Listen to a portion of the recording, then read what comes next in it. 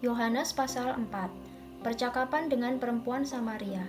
Ketika Tuhan Yesus mengetahui bahwa orang-orang Farisi telah mendengar bahwa ia memperoleh dan membaptis murid lebih banyak daripada Yohanes, meskipun Yesus sendiri tidak membaptis melainkan murid-muridnya, ia pun meninggalkan Yudea dan kembali lagi ke Galilea.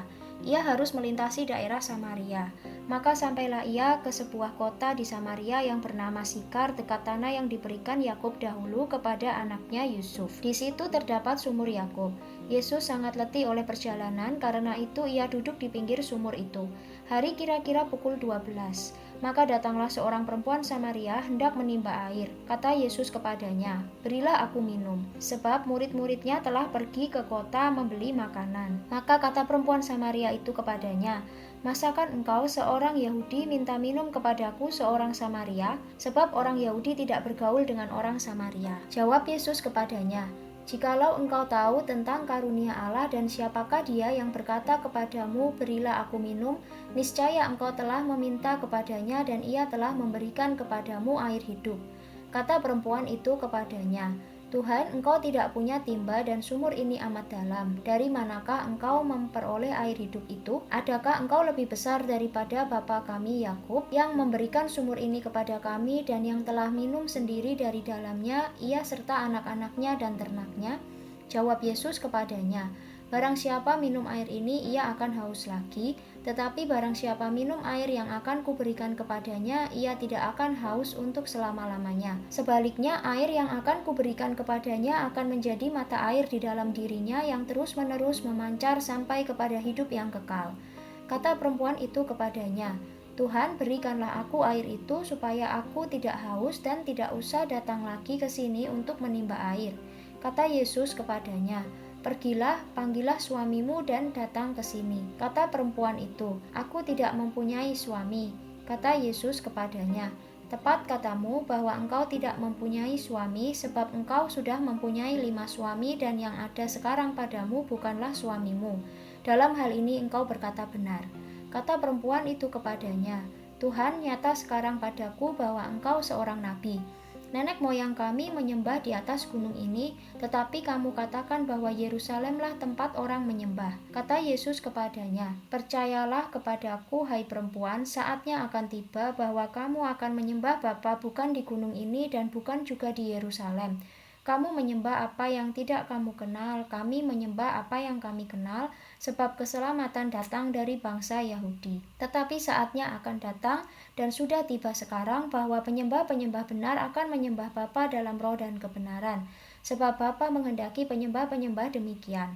Allah itu roh, dan barang siapa menyembah Dia harus menyembahnya dalam roh dan kebenaran."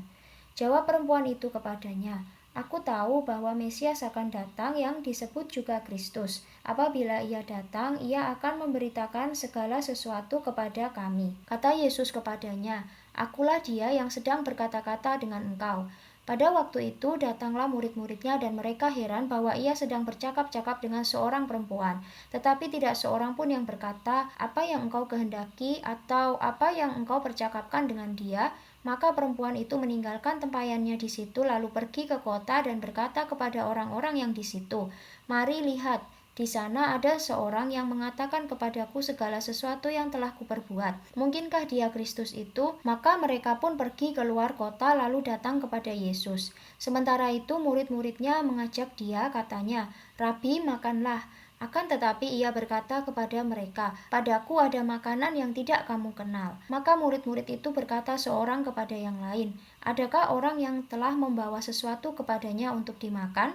Kata Yesus kepada mereka, "Makananku ialah melakukan kehendak Dia yang mengutus aku dan menyelesaikan pekerjaannya. Bukankah kamu mengatakan 4 bulan lagi tibalah musim menuai?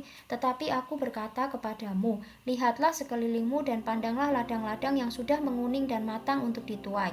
Sekarang juga penuai telah menerima upahnya dan ia mengumpulkan buah untuk hidup yang kekal, sehingga penabur dan penuai sama-sama bersukacita. Sebab dalam hal ini benarlah peribahasa, yang seorang menabur dan yang lain menuai.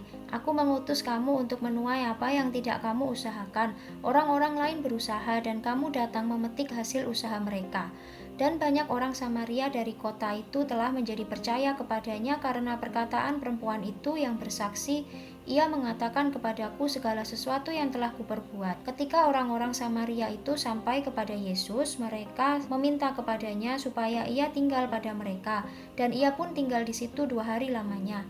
Dan lebih banyak lagi orang yang menjadi percaya karena perkataannya, dan mereka berkata kepada perempuan itu, "Kami percaya, tetapi bukan lagi karena apa yang kau katakan, sebab kami sendiri telah mendengar dia dan kami tahu bahwa dialah benar-benar juru selamat dunia."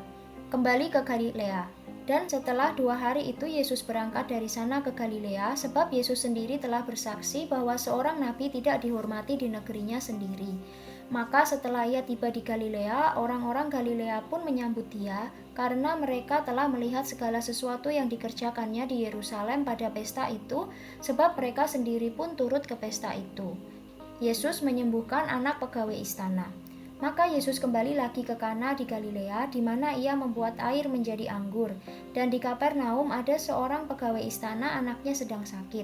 Ketika ia mendengar bahwa Yesus telah datang dari Yudea ke Galilea, pergilah ia kepadanya lalu meminta supaya ia datang dan menyembuhkan anaknya, sebab anaknya itu hampir mati. Maka kata Yesus kepadanya, "Jika kamu tidak melihat tanda dan mujizat, kamu tidak percaya."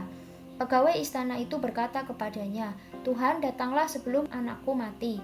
Kata Yesus kepadanya, "Pergilah, anakmu hidup."